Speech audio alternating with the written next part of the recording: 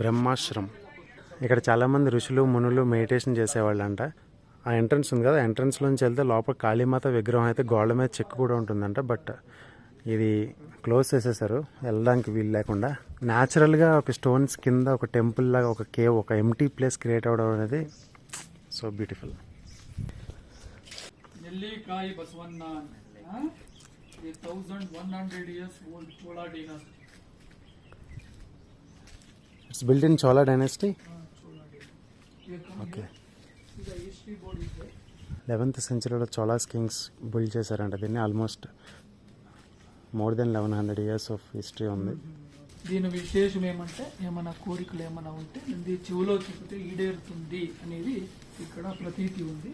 ఇదే మూలస్థానం. దీని ముందు ఉసరకాయ చెట్టు ఉంది, దానికి దీన్ని నెల్లికాయ బసవಣ್ణ అని కన్నడంలో అంటారు. ఈ నందిని ఇంకా నంది కొండ ఇదే మెయిన్ టెంపుల్. ఈ నంది వల్ల మనకు నంది హిల్స్ అనే పేరు వచ్చింది. ఓకే.